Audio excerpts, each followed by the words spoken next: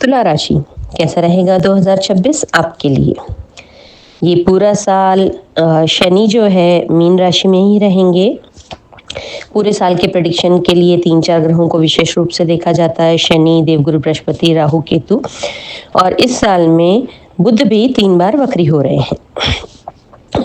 तो चलिए बात कर लेते हैं। शनि पूरा साल मीन राशि में रहेंगे, आपके 6th हाउस में रहेंगे, जो कि आपको इस पूरे साल में बहुत ज़्यादा मेहनत करवाने के लिए शनिदेव तैयार हैं और आपको भी तैयार रहना पड़ेगा।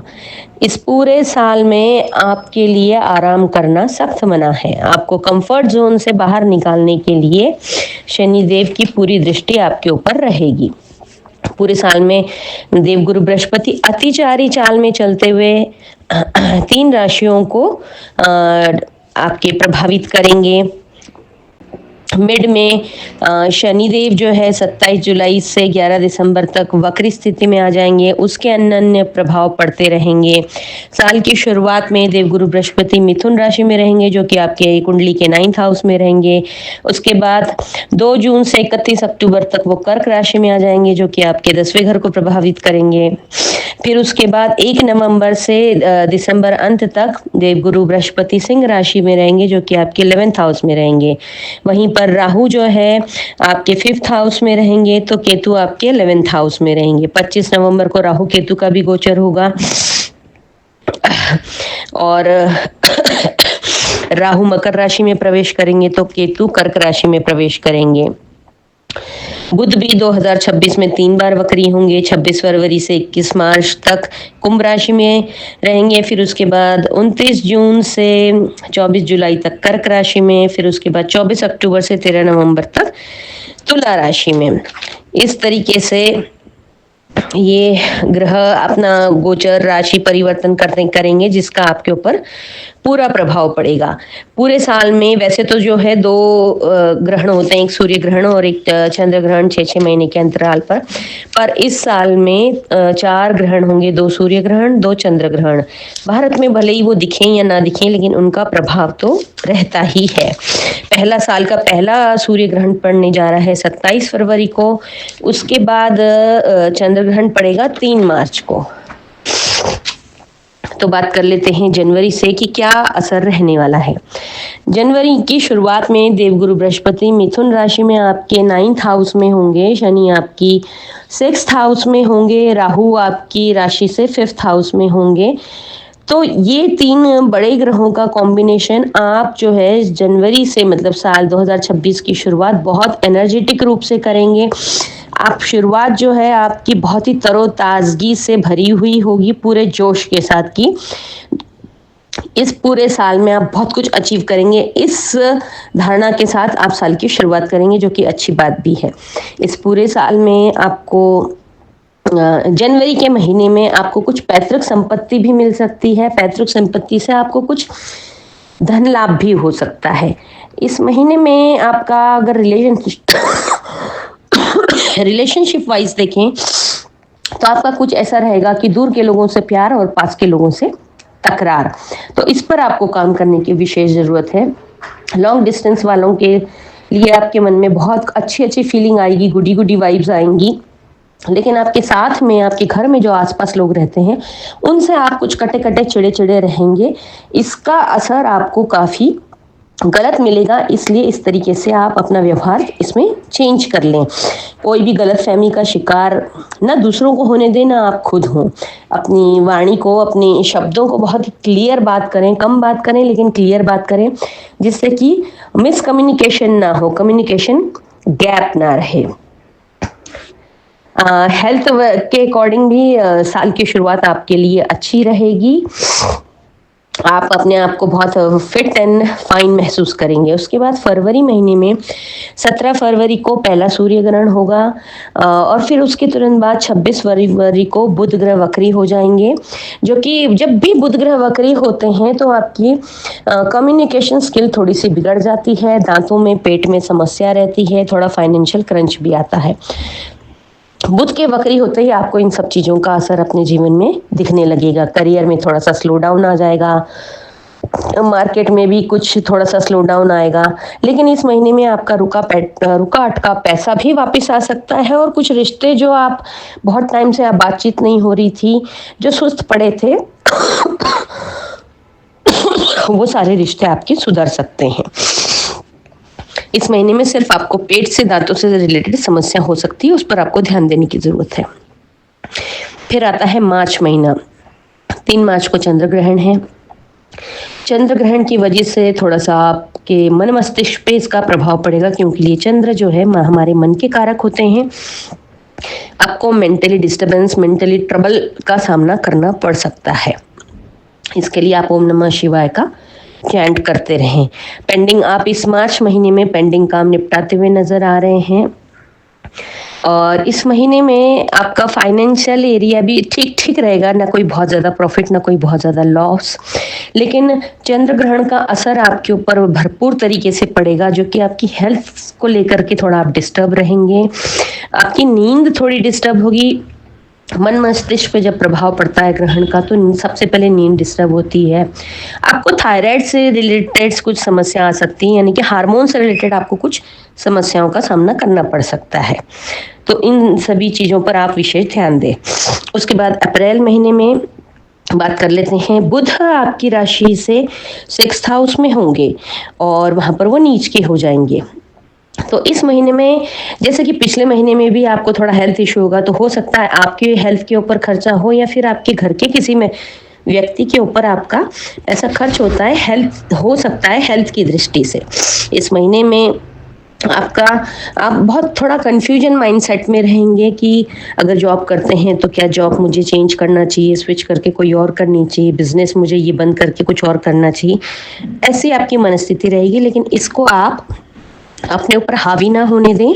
जो जैसा चल रहा है उसको शांति से अगर वैसा ही चलाते रहेंगे तो आपके लिए काफ़ी लाभदायक रहेगा। उसके बाद आ जाता है मई महीना। मई 2026 में शुक्र आपके 9th हाउस में प्रवेश करेंगे। 9th हाउस में देवगुरु बृहस्पति ऑलरेडी पहले से ही वहाँ पर विराजमान है। देवगुरु बृहस्पति देवों के गुरु हैं, तो शुक्र जो है दैत्यों के गुरु है। वहां पर बैठकर 2 गुरुओं का आपको आशीर्वाद मिलेगा। तो इस अवधि में आपको यात्राओं से काफी लाभ मिलेगा। यात्राएं कराएंगे शुक्रदेव, और देवगुरु बृहस्पति आपको स्टेबिलिटी देंगे। पैसा भी मिलेगा आपको इस महीने से। और जो बच्चे पढ़ने वाले हैं उनके लिए बहुत अच्छा योग है इस महीने में, हायर स्टडी के लिए। जो लोग विदेश जाना चाहते हैं तो उनका ये सपना पूरा हो सकता है। आपकी कई सारी छोटी छोटी यात्राएं होंगी, जिससे आपको काफ़ी लाभ मिलेगा फाइनेंशियल रूप से। इस महीने में आपका ऑरा भी काफ़ी बढ़ता हुआ नजर आ रहा है। देवगुरु बृहस्पति से आपको बुद्धि, विवेक, ये सब चीजें मिलेंगी, स्टेबिलिटी। और शुक्र आपको नेम फेम मनी भी दिलवाएगा। तो समाज में कुछ मान सम्मान, अवार्ड रिवॉर्ड भी आपको इस अवधि में मिल सकता है। अब आता है जून महीना। जून महीने में 2 बड़े परिवर्तन होंगे। देवगुरु बृहस्पति अपनी उच्च की राशि कर्क राशि में प्रवेश करेंगे, जो कि आपके 10th हाउस में उनका गोचर होगा। 10वां भाव जो हमारे कर्म का स्थान होता है, हमारे कामकाज का स्थान होता है। हमारे कामकाज के स्थान में जब देवगुरु बृहस्पति आते हैं तो हमारे कामकाज को बहुत ज़्यादा बढ़ाते हैं। प्रॉपर्टी से संबंधित कई सारे काम हम कर सकते हैं। प्रॉपर्टी खरीदने के अवसर आते हैं। अच्छी प्रॉपर्टी बेचने में भी काफ़ी लाभ मिलता है। तो 10वां भाव कर्म क्षेत्र का है। आप जो भी काम कर रहे हैं, नौकरी कर रहे हैं, बिजनेस कर रहे हैं, वहाँ पर काम को ग्रोथ देने का काम करेंगे देवगुरु बृहस्पति। इस महीने में आपकी हेल्थ को भी काफ़ी इम्प्रूव करेंगे देवगुरु बृहस्पति। आपको जो पिछले महीनों में जो भी अड़चने आ रही थी, वो सारी अड़चने दूर होती हुई नज़र आती हैं। जो लोग भी नौकरी करते हैं, उन लोगों को इस महीने में प्रमोशन, इंक्रीमेंट भी मिल सकती है। जो लोग नौकरी पाना चाहते हैं उनको अच्छी नौकरी भी मिल सकती है। ये महीना ऐसा है जहां आप अगर कोई नौकरी स्विच करके दूसरी नौकरी करना चाहते थे तो वो भी आप कर सकते हैं। कुछ लोग, अगर आप कहीं पर जाना चाहते थे नौकरी के सिलसिले में, तो आप वो भी इस अवधि में कर सकते हैं। इस महीने का दूसरा परिवर्तन ये रहेगा कि 29 जून को बुध भी फिर से वक्री हो जाएंगे। बुध भी वक्री होने की वजह से इस महीने में आपको कामकाज में काफ़ी गुरु की वजह से स्टेबिलिटी तो मिलेगी ही, लेकिन बुध के वक्री होने की वजह से आप थोड़ा सा अपने कम्युनिकेशन स्किल को संभालने की आपको आवश्यकता है। थोड़ा सा कम्युनिकेशन में गैप ना आए, मिसअंडरस्टैंडिंग्स आपकी ना हो, इस चीज़ का आप विशेष ध्यान रखें। जुलाई महीने में शनि देव जो है वो वक्री होंगे। 27 जुलाई को शनि वक्री होंगे और 24 जुलाई को बुध भी वक्री होंगे। तो इस महीने में भी आपको गलतफहमी से बचना होगा, और मतलब आपको लेकर और लोगों को भी गलतफहमी ना हो और आप भी किसी गलतफहमी के शिकार ना हो, इस चीज का आपको ध्यान रखना होगा। इस महीने में आपके कंपटीटर भी एक्टिव हो जाएंगे, यानी कि मतलब रोग ऋण शत्रु आपके इस महीने में थोड़े से एक्टिव हो सकते हैं। आपका पैसा भी जो है अटक अटक के आ सकता है। आपको फाइनेंशियल क्रंच महसूस होगा, आपको ऐसा लगेगा कि लोन मिल जाए कहीं से तो उससे मैं अपना काम चला लूं, लेकिन यथासंभव आप लोन ना लें इस अवधि में, तो अच्छा रहेगा। आपका जो भी रुकावट का पैसा है वो आने वाले महीनों में आपके पास पहुंच जाएगा। इस महीने में आपकी लाइफ पार्टनर से संबंधित आपकी तबीयत खराब हो सकती है। आपकी अगर आप शादीशुदा हैं तो आपकी पत्नी की या पति की तबीयत खराब हो सकती है। आप शादीशुदा नहीं है तो आपके फैमिली मेंबर में आपके ब्लड रिलेशन से जो भी हैं उन लोगों की तबीयत इस महीने में खराब हो सकती है। आपकी इस महीने में कोई पुरानी गलती भी उजागर हो सकती है, मतलब जो पुराना कोई किस्सा मैटर था जो कि सॉर्ट आउट हो गया था, लेकिन वो अब फिर से सर उठाता हुआ नजर आ रहा है। इस महीने में आपको कमर से नीचे की समस्याएं हो सकती है। हेल्थ की दृष्टि से देखें तो कमर से नीचे के पार्ट्स में आपको प्रॉब्लम आ सकती है, यूटीआई, प्रोस्टेट, इस टाइप की कोई भी समस्या हो सकती है, तो इस पर विशेष ध्यान रखें। साथ ही में आपको हड्डियों से समस्या भी हो सकती है, तो इन सब बातों का आपको विशेष ध्यान रखना है। अब आ जाता है अगस्त महीना। 12 अगस्त को साल का दूसरा सूर्य ग्रहण है और 27 अगस्त को चंद्र ग्रहण होगा। तो इस महीने में आपको काम काज में थोड़ा स्लो डाउन महसूस होगा। 27 जुलाई को जो शनि वक्री हुए हैं, शनि का वक्री होना काम काज में स्लो डाउन करा कर लेकर के आता है। बुध भी वक्री हो गए हैं। बुध जब भी वक्री होते हैं पेट, दांत, पेपर वर्क से समस्या रिलेटेड समस्या देते हैं। आपकी कोई पेपर वर्क में गड़बड़ी हो सकती है जिसकी वजह से आपका नुकसान हो सकता है। तो अपने सभी पेपर वर्क को आप अपडेट रखें। जहां आपको ऐसा लगता है कुछ मिस्टेक है या कोई पेपर कम है तो वो कंप्लीट कर लीजिए, उससे आपको दिक्कत नहीं आएगी। इस महीने में थोड़ा सा फाइनेंशियल क्रंच भी महसूस होगा आपको।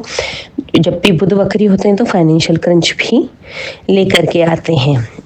हेल्थ की दृष्टि से सांसों की समस्या हो सकती है, अस्थमा, इस टाइप की कोई भी समस्या हो, या इन्फेक्शन होने के भी आपको चांसेस है। आपका पेट गड़बड़ हो सकता है। किसी भी पानी से संबंधित किसी भी तरह की इन्फेक्शन की समस्या इस महीने में नज़र आती है, तो आपको ज़रा इन सब चीज़ों की तरफ विशेष ध्यान देना है। सितंबर महीने में बात कर लेते हैं। सितंबर महीना जून, जुलाई, अगस्त के मुकाबले आपके लिए काफ़ी अच्छा रहेगा। इस महीने में पिछले 2-3 महीनों में आपने जो कुछ भी खोया था वो सब आपके पास फिर से चल करके आएगा, उसे आप फिर से हासिल करेंगे। तो आपको यहाँ पर बहुत अच्छा फील गुड फैक्टर आएगा। आपका एनर्जी लेवल भी काफ़ी हाई रहेगा। आप अपने आप को बहुत तरोताज़ा और कंप्लीट महसूस करेंगे, क्योंकि जो पिछले 2-3 महीनों में आपको काफ़ी एंजाइटी, डिप्रेशन भी रहेगा, तो उन सब से आपको यहाँ पर मुक्ति मिल जाएगी। इस महीने में आप कुछ अच्छा बड़ा फंड इन्वेस्ट करते हुए भी नज़र आ रहे हैं। आप अगर सोने चांदी में इन्वेस्ट करेंगे तो आपको इन फ्यूचर में आपको वो काफ़ी लाभ देगा। इस महीने में आपको शनि का असर तो रहेगा ही, लेकिन आपके काम सुचारू रूप से चलते रहेंगे। बस हेल्थ की दृष्टि से आपको अपने जॉइंट पेन, हड्डियों से संबंधित समस्याएं, सर्वाइकल, स्पॉन्डिलाइसिस, कमर का दर्द, जोड़ों का दर्द, घुटनों का दर्द, जो भी दर्द हैं वो सारे दर्द से आपको आपके उभर के आ सकते हैं, तो उनके ऊपर यथासंभव आप इलाज कराएं। हेयर फॉल से रिलेटेड भी आपको समस्या नज़र आती है, तो इन सब चीजों की तरफ आपको विशेष ध्यान देने की जरूरत है। बात कर लेते हैं अक्टूबर महीने की। अक्टूबर महीने में बुध साल में अब जो है तीसरी बार वक्री होने जा रहे हैं। तो बुध का वक्री होना अक्सर हमारे निर्णयों की निर्णय क्षमता पर थोड़ा सा असर डालता है। निर्णय हमारे कभी कभी गलत हो सकते हैं, कभी सही भी हो सकते हैं, या फिर जल्दबाजी में लिया हुआ निर्णय आगे चल के हमें नुकसान दे सकता है। तो अपने निर्णय क्षमता पर जो है आप विचार विमर्श करें, अच्छे से सोच समझ कर निर्णय लें, लेकिन इतनी देर भी ना लगा दें कि सोचते ही रह जाएं और समय निकल जाए। सही समय पर सही निर्णय लिया हुआ हमें सही जगह पर पहुंच जाता है। इस महीने में आपको हेल्थ की दृष्टि से देखा जाए तो कमर से नीचे की समस्याएं हो सकती है, यूरिन इन्फेक्शन हो सकता है, आपके हार्मोन्स डिसबैलेंस हो सकते हैं, पोस्चर में दिक्कतें आ सकती है, किडनी में भी समस्या आ सकती है। तो आपको इन सब चीजों की तरफ ध्यान देना है। इन सब के लिए आपको पानी की मात्रा बढ़ा देनी है, विशेष तौर पर पानी ज्यादा से ज्यादा पीते रहें आप। और इस महीने में आपके खर्चों पर भी आपको नियंत्रण करने की सलाह दी जाती है। कहीं पर भी इमोशनल होकर कोई भी खर्च ना करे जिससे कि आपको आगे चल के रिग्रेट हो। अब बात कर लेते हैं नवंबर महीने की। नवंबर महीने में आपकी ओवर थिंकिंग बहुत ज्यादा बढ़ जाएगी, आपका ईगो भी बहुत ज्यादा हाइपर रहेगा। तो ये दो चीजें आपके लिए बहुत ज्यादा नुकसानदायक रहेंगी। नवंबर में ही राहु केतु भी अपना राशि परिवर्तन करेंगे, जिसकी वजह से आपके करियर में काफी कुछ चेंज आने वाला है। लेकिन आप अगर ग्राउंडेड रहेंगे और अपनी ओवर थिंकिंग को कंट्रोल में रखेंगे तो राहु केतु का ट्रांजिट आपको अच्छे लाभों की तरफ मोड़ देगा। आपके करियर में एक अच्छा ग्राफ आपको देखने को मिलेगा। और हेल्थ की दृष्टि से अगर आप देखें तो ओवरऑल ठीक रहेगा, लेकिन बेकार में ही जैसे कभी कभी मन भारी भारी रहता है, उदास सा रहता है, बेचैनी सी, वो सब चीजें आपको थोड़ी सी फील होगी। उसके लिए आप ओम नमः शिवाय की चैंटिंग करते रहें, महादेव पर जलाभिषेक करते रहें। अब आता है 2026 का अंतिम महीना दिसंबर। दिसंबर महीने में देवगुरु बृहस्पति आपके लाभ भाव में पहुंचेंगे, यानी कि आपके 11th हाउस में आएंगे। जब भी देवगुरु बृहस्पति आपके लाभ भाव में पहुंचते हैं तो आपको पैसे के मामले में, प्रॉपर्टी के मामले में हर तरीके से बहुत सारा लाभ दिलवाते हैं।